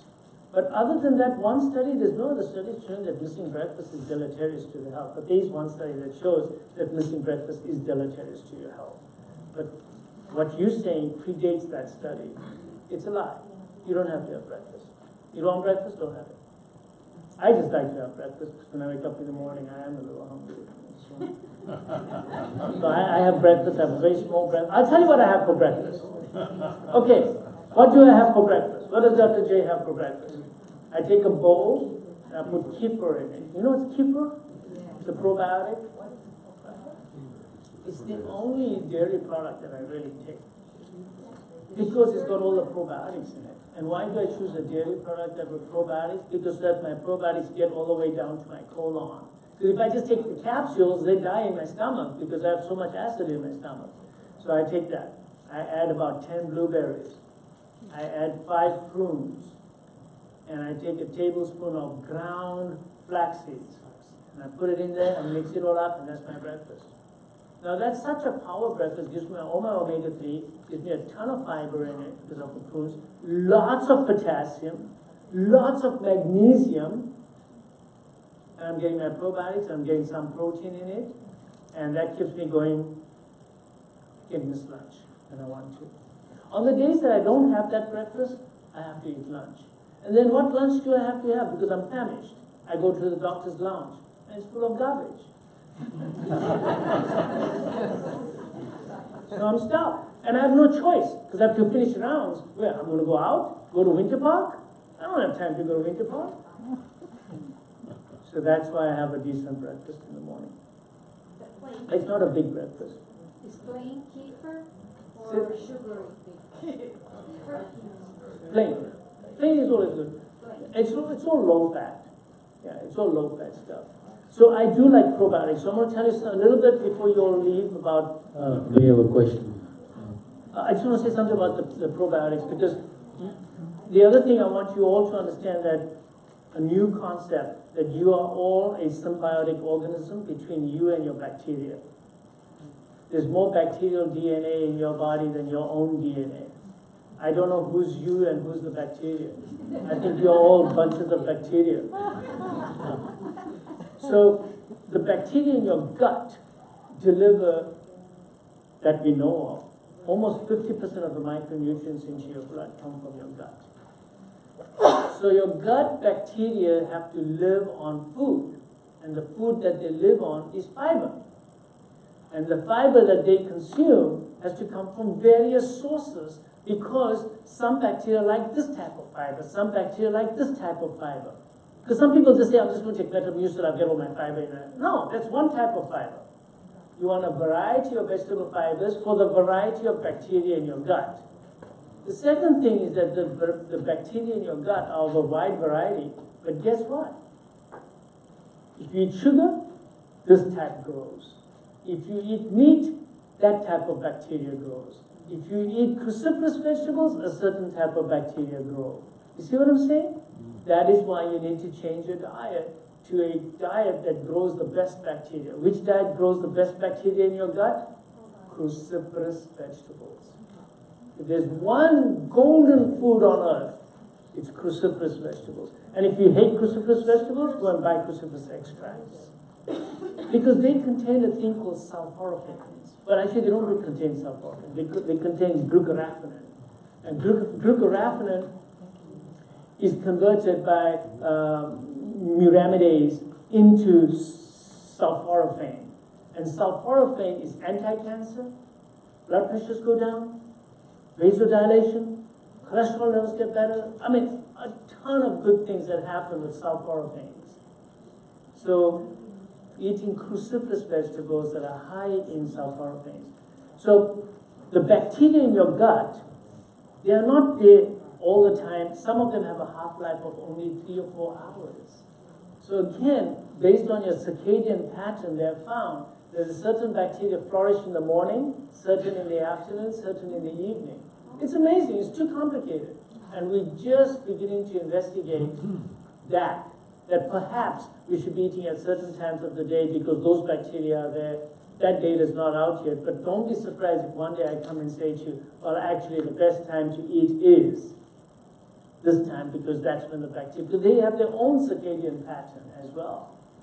So it's very fascinating that you should be eating for your mycobacteria. And you're killing your mycobacteria every day because you take antibiotic courses, you eat chicken that's full of antibiotics, you know, so we're killing them. And you take PPIs, so all the bacteria that you eat don't die in your stomach, so they get to go all the way down to the colon where they shouldn't be. They are all illegal immigrants inside your colon. Those bacteria don't belong down there. Okay? So there you go. You're not supposed to be there.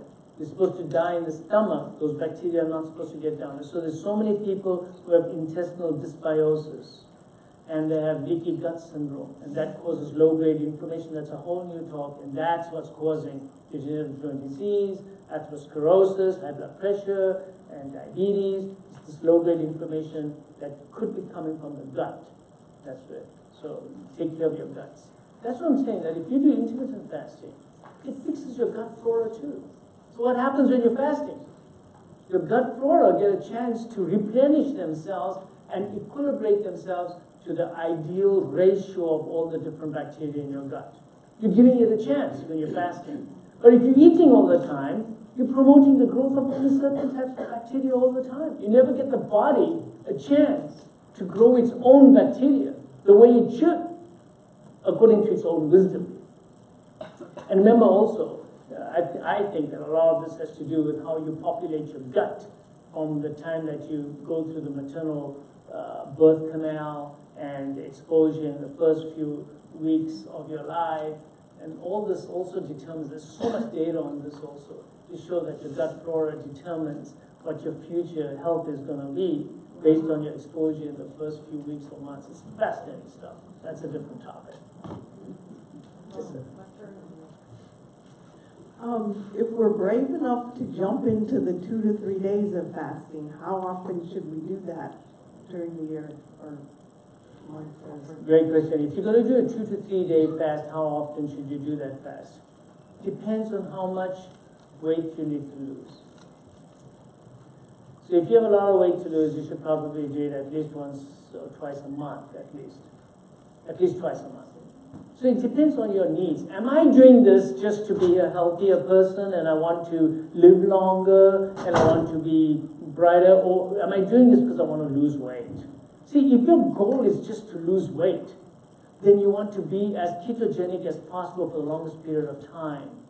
So you would start out first by doing a ketogenic diet, which is no carbs, very little carbs, and then you'd go to a 1 day fast and do that for maybe twice a week for a month or so, see how you feel, and then get into the 2 to 3 days. So people who first do a low carbohydrate, moderate protein, moderate fat diet, if they do that first, and they also do 24-hour fast first for a couple of months, 2-3 months, and then do that big 3-day water fast, they can handle that 3-day fast much better. Those who try right now, go straight from this to 3 days, oh my God, it's a misery.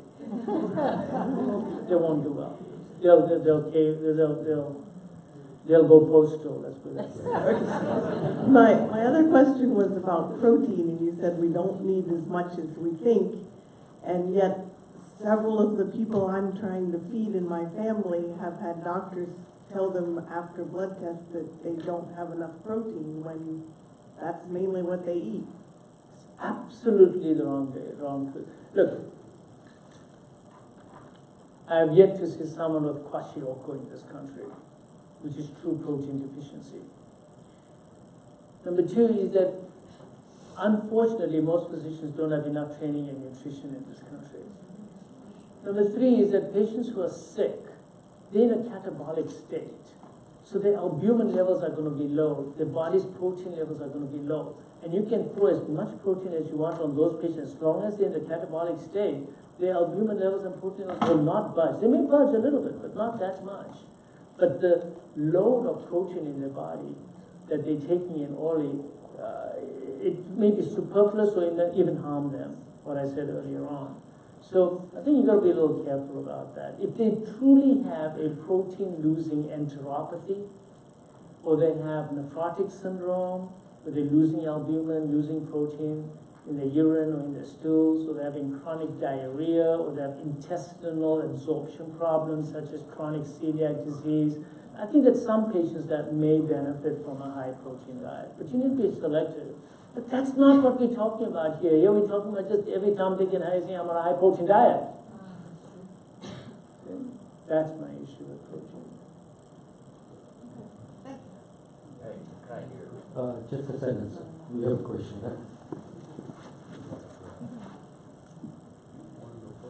Thank you, Doctor. I had a question about intensive, not training, but exercise during this fasting period. Great question. What do you do about exercise? You sit around when you're fasting, or? I love to ride in the morning on a cycle, a lot. But if I'm not eating, is that helping or hurting? Okay, so you're another myth. You haven't eaten, you can't go exercise. Absolutely wrong. So they did the study. Nice. That one I think we have a study to show. They took patients who were fasting and they exercised them. And they took patients who were not fasting and exercised. Same amount, same weight, same baseline. Who put on more muscle? The ones that were fasting. Because the one you're fasting, I told you, you won't run out of glucose. Because there's glycogen stores, and there's gluconeogenesis, and then you're going to burn fat. So there's always going to be glucose around. And when you're exercising, you can actually burn ketones, and you'll actually feel better. When ketones burn, they burn cleaner than even glucose does. So that study has already been done. If there's no restriction on exercising when you are fasting, in fact, you should exercise when you're fasting. So the way to do it is to fast, let's say all night, get up in the morning, go and exercise on an empty stomach, come back, take your shower, and now feed yourself. now you will probably mobilize more stem cells, and that reward after the fasting happens. So absolutely, you should exercise on an empty stomach. You should. And it's, you know, I was told years ago, you can't exercise on an empty stomach. Got to eat something first, then go to the gym. You'll actually exercise more, and your intensity will be higher. That's been done as well. That not only is the physiology better, and the sugars didn't drop, and they could actually put on more protein, but they could actually do more exercise, more wattage of exercise they were able to perform on an empty stomach than on a full stomach. So that's a great question. So if you look at top athletes, that's what they do. They actually exercise on an empty stomach, not after a meal, a big meal. They actually fast overnight, and then they do it. Yeah. You have a question?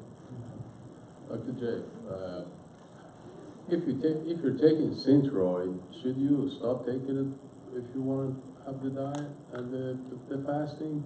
Great question. Can you take Synthroid if you are fasting? And also I have the second question.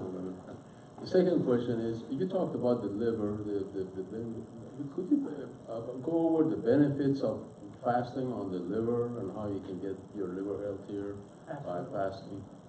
Great question. Great question. First of all, you should take your thyroid on the days that you're fasting, because your body is just thyroid deficient.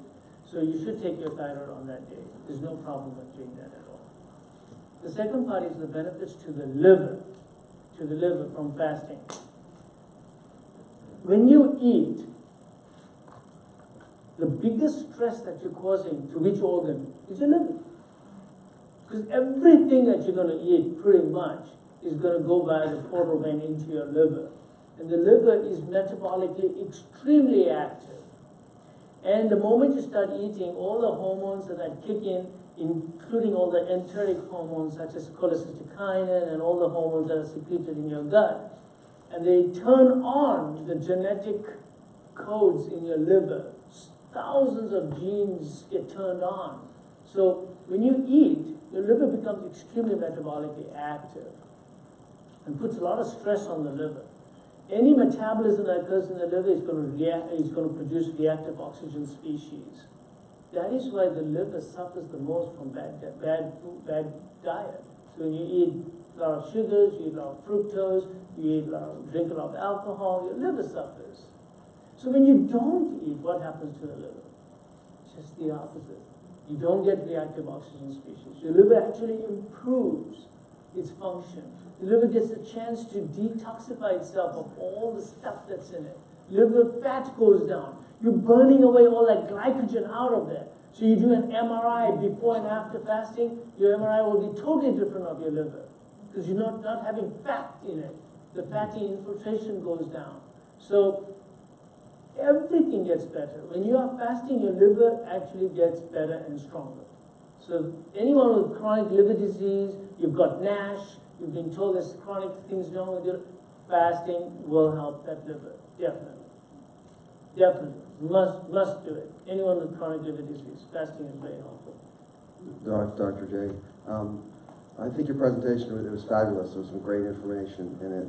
Even when you compare it to some things that you see on public TV, so you need to spread the message, I think, more. I think one of the challenges is you have an audience that's lay people and doctors, it sounds like. You know, I'd love to see a version where you dumb it down so I can understand more of it, because you're talking a lot of terms that it's hard to pull in, but you got some fascinating information in this that I really appreciate. It sounds like one of the things that you're saying is that we're supposed to, you know, we talk about the biology and working with our cycles, we're kind of designed to suffer a little bit, because when we're hungry, we want to eat, right? And so we look for food, right? So to go through that process means you are a little bit suffering, because that's how your biology tells you to go get food, right? So you almost have to accept that as being a good thing. And then what do you do take us through a week of what you eat in a week, and how often are you fasting? So like last week, I fasted 24 hours, 3 times. Last year? Last week. Right. So I had only had lunch, I think, 1 or 2 days of the week. The rest of the time I didn't have lunch. So I had that small breakfast every morning, and my breakfast is pretty much the same every morning. Sometimes I like strawberries in it when I find them, but that's it. And then I didn't have lunch, then I just had dinner. That's it.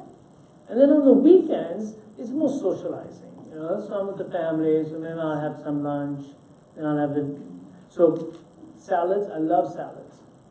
You must eat salads, but I stay away from the croutons, and I don't add, oh, would you like some protein added? You don't need protein to your salad. See? So I have my salad straight, the way it is. I don't add anything to it. I do eat meat once in a while. I don't eat meat that often. So I'll eat shrimps once in a while. I'll eat some crabs once in a while. I'll eat a piece of fish maybe once a week, at the most, a piece of fish. Red meat, maybe once a month. Chicken, maybe once a month. Even then, I'll eat small amounts. But if I do eat meats, I will always eat vegetables with it. I'll have more vegetables and salads because that's the antidote. So when you eat meat, your gut bacteria produce TMA, which is transmethyl oxidase. So amines, transmethyl amines, that get oxidated into the liver and it becomes TMAO, and that causes inflammation in the body. But watch, if you ate that same meat with salad, greens, the TMA levels are attenuated. They just go up a little bit. So what I'm saying is that it's an antidote to the bad things that you're going to find when you eat meats on its own. So eat lots of vegetables and make the meat the side. So maybe I'll have, like, you know, the meatballs, I'll have 2, maybe 3 of them. That's it, just for the taste of it. And that's also maybe once a month. Then I eat a lot of greens. So I'm from India, my grandparents are all from India, so we eat a lot of vegetables. So we cook the vegetables, 2 to 3 different types of vegetable dishes. They'll contain beans, legumes, peas, cauliflower, all the cruciferous vegetables that we cook at home, and eggplant as well. And we make it into a curry sometimes, or sometimes we use a wok. And then we can cook the lentils in a instant pot, which is an instant pressure cooker, so that your vegetables are cooked quickly in 6 minutes. And then we add a lot of spices to it. So I add a lot of ginger, a lot of garlic, and cilantro, and other spices to spice it up. And then no dessert. And very little bread. How many meals a week are you eating then total? How many meals would you say you eat? How many meals am I eating? Maybe at the most, maybe 10 meals. Really, 10, 11 real meals. That's it. What about wine? Wine? I knew someone was going to ask. I was waiting for that question. But you and I spoke in Orange County. I was there 3 weeks ago when you spoke, and I think you told me 1 glass of wine is okay. Right. So alcohol is very interesting. You remember I told you this hormesis. Alcohol is a hormetic agent as well. One alcohol puts enough stress on the body that it comes back stronger than before. That's the theme I'm telling you today, right? Hormesis is a stress on the body, so the body comes back stronger than before. So alcohol, 1 drink, is all you need. The second one negates the benefits of the first one, so you're now back to 0. Third one hurts you. So alcohol, just 1 drink. And I don't mind alcohol. I mean, I'll have a beer. Beer has some antioxidants in it, but I don't overdo anything. Even when I go to parties, I'll have 1 beer and I'll make that last all night long. And I'll usually eat it in close conjunction to food. Just like the French do. The French drink the wine not on its own. They have it with their meal. So I want to do that as well. By the way, the French paradox, I should remind you, they eat a lot of fats. They have a lower incidence of coronary artery disease. They eat a lot of butter. They eat a lot of croissants with butter and oily stuff. They don't get coronary artery disease. All different volume. It's because of all the other things that we are eating and the way we are eating here in this country. But that's a different subject. We have a question. Hello, doctor.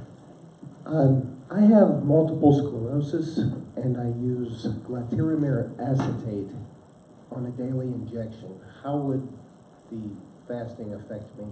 Glutamate acetate? Glatiramer?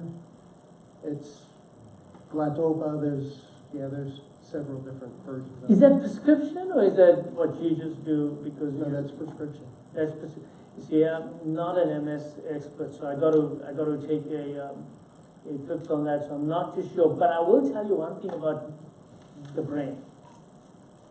The brain functions better on ketones. So if you take children who are having intractable seizures, what's the treatment for them?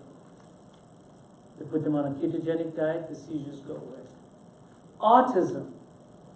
There's data showing unequivocally that kids who have severe autism, you put them on a ketogenic diet, you cut out all their sugars, those kids get better. We have data on Alzheimer's. Patients who have Alzheimer's also, if you take away all the sugars and put them on a ketogenic diet, they actually feel better and they actually start thinking and the brain clears up. It's because of this thing called brain-derived neurotropic factor, which is produced in a ketogenic state. So, again, the data is clearly demonstrating ketogenic diets help the brain, nervous tissue. What else helps them is, of course, omega-3s, as you know, and lower protein diets. Low protein diets has been helpful in some of the patients with neurological conditions. I'm not exactly sure about your condition, but I can't comment about the supplement that you're taking. But I think that if you have symptoms of MS, you should try a ketogenic diet and see how you feel. It would be lovely to hear back from you. There's no downside, by the way. You're not doing it because you're trying to lose weight. You're doing it for health purposes. Because you want to see how your body runs on a different fuel. Now you're fueling with fat instead of fueling with sugar. We know that a lot of the neurological conditions have a lot of inflammation. It's associated with a lot of reactive oxygen species in the brain. Even depression, by the way, is. Did you know that? Depression. You used to think depression is just depression. No, there's a lot of oxygen reactive species in depression, in Alzheimer's, in seizures, in schizophrenia. And when you change over to beta oxidation, those symptoms get better. Very exciting stuff. In the morning when we get up and we go to the gym, we do not eat breakfast. However, we've been taking apple cider vinegar and a little bit of grape juice this month. Is that okay? Yes. Is that Yeah, I mean, she's having a little bit of apple cider vinegar, which is fine. That's not a problem. And a little bit of grape juice, just a little bit. Yeah. Concord grapes, by the way, if you don't want to have wine, you can have Concord grapes. They have just as much antioxidants and all the other nutritive benefits as wine does. So a little bit of that, that's absolutely not a problem. does that mess up the fasting? It's just that you're not going to have this huge meal before you go. Does that mess up the fasting? Not really. Not really. I'll take that. I have a question, it's a little bit, you've mentioned a number of times about PPIs. If a person has heterosis of esophagus, severe GERD, that kind of thing, what are your options? Great question. The question is, if someone has GERD, what are the options besides PPIs? Because you've got esophagitis, you need to find out why you have esophagitis in the first place. So you may have H. pylori infections, you need to be tested for that. The best way today, if you just do a blood test, that just means even past exposure, you may be positive. So what you need to do is a breath analysis test. That's number one. Number two, you may have reflux because you have obstructive sleep apnea at night. So if you're occluding at night, you get sleep apnea, and then it goes up, your stomach gets pulled up into your thorax, and you get some GERD. Number three, you may have intestinal dysbiosis. If you have intestinal dysbiosis, so you're associated with this, you're also having bowel problems. Very gassy. Full, your bowels are just not right, you don't feel full, you feel full after eating, you get a little rumbling and all that. You may have what we call a SIBO, small intestinal bacterial overgrowth. And patients who have that actually get a lot of reflux. If that's the case, then that can be treated with antibiotics and dietary changes as well. But having said all that, if all that is fine and you're still having a lot of reflux, then probiotics are very helpful, number one. Number two, plain simple antacids. Just plain simple antacid. But don't kill that proton pump. And number two is H2 blockers. Go back to the H2 blockers rather than proton pump inhibitors for a while and alternate them. And then number three is never drink water after 8 o'clock at night because you'll reflux more. Never lie down after 2 hours of a meal or within 2 hours of a meal because you'll reflux more. Never chug a lot of water before you go to bed. You see the cycles I was telling you about? At night, you're not supposed to drink water because if you did, you come out of the cave and get killed. You're not supposed to drink. I said people get up at night, before they go to bed, they drink a whole glass of water, they get up 2 in the morning to pee, and they drink another whole glass of water. You're not supposed to do all those things. Watch your urine output at night. It's very low. See? It's very low. Your urine, it's your cycles. Your cycles are set in. So do some behavioral things. Don't drink with your meals. Drink first, then have your meal, and then you're done. So the water doesn't slosh around over there. Okay? So those are the things that you can, and keep the head of the bed up a little bit. That's it. So those are things. But the medicines are not a huge part of it. It's more behavioral and looking at the overall thing. Yeah. All right, well, I'm being told we have to run. So thank you all very much for coming and have a safe journey home. Thank you. Just a few announcements before we wrap up today. Thank you, Dr. Jamnadas, for all the information this evening. All of us from the Galen Foundation, thank you all for coming out. We look forward to bringing more information to you all via lectures this year, as well as podcasts that are coming up. We would greatly appreciate any sort of support that you could offer us so we can expand our horizons and get more people into our lectures as well as into our podcasts. And just a quick thing, when you're going out of the parking garage, please tell the parking attendants that you are with the Galen Foundation and they should let you out without fee.